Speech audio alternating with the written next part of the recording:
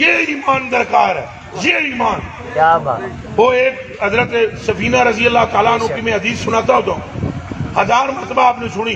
جنگل میں وہ قافلے سے پیچھے رہ گئے، قافلہ آگے نکل گیا، جنگل میں چلنگنا سی، قافلہ جنگل پار کر گیا، آپ کنے تنہا. حضرت سفینہ انہوں دا نام نہیں، نہ انہوں دا کچھ ہو رہے. سفینہ عربی میں کہتے ہیں کشتی کو. ان کو حضور نے کشتی فرمایا. کیا کبھی کسی بندے کا نام کشتی دیکھا ہے کہ آپ کا نام رکھ دیا جائے جی کشتی؟ کشتی جس میں سواریاں ہوتی ہیں. اور ایک مرتبہ یہ حضور کے صحابہ حضور کے ساتھ تھے اور 12-14 سنگی سن. یہ حضرت سفینہ دا نام کچھ اور ہے، میرے علم میں نہیں، کہ تواڈے علم میں کسی چ ہے تو مینوں دسنا ضرور، میں خوشی نال قبول کراں گا. جو کچھ لکھے ہے حدیث میں وہ پہ دسنا تمہیں.